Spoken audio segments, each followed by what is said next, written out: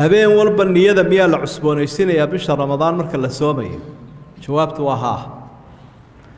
la siyaami liman lam yubayit الصوم بالليل على معنى الحديث قفك صوم لها دانو هبينك تبييت كسمين نيدا تبييت هبين والبسون نيون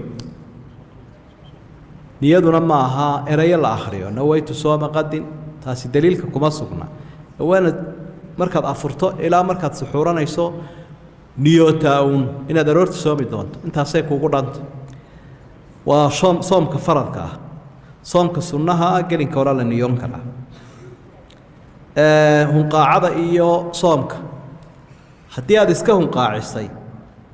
soomkaagu wuu jabayaa caafimaadkaagu hadduu doonaysa ha ku jiro laakiin hadday hunqaacadu kaa xoog badatay soomkii ma jabayo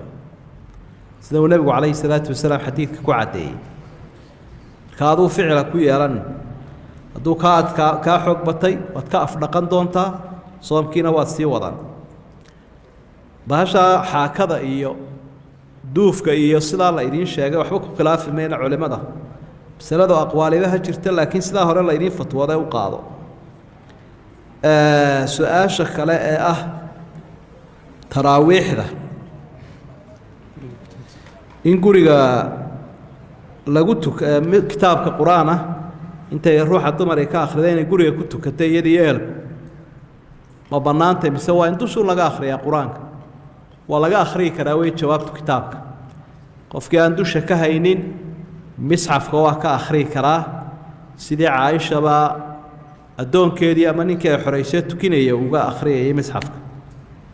markaa misxafka in laga akhriyo salaaddii waxba uma dhimayso weliba qofka aan dusha ka haynin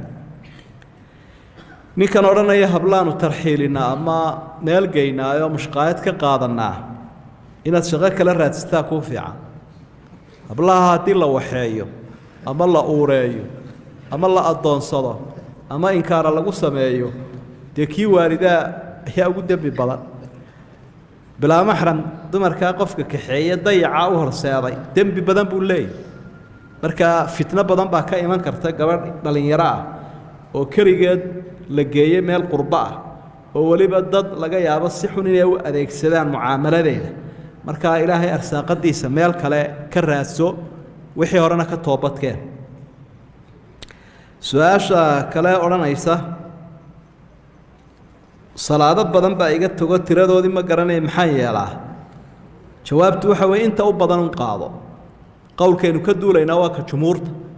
ee odhanaya qofka salaada ka tegay ogaanba ha uga tagee wuu soo qallaynayaa maadaamaanu xeradii islaamka ka bixin markaa inta ugu badaneed isleedahay waad soo qallayn karaysaa soo qallee markaad faralka tukato faralyo kale un raaci halkaad sunnayaasha ka tukan lahayd qallihii wad sidii soomkaba aad u qallaynaysa su-aasha kale waxay la xidhiidhaa qaadkaanu masruufsanaa maxaanu yeellaa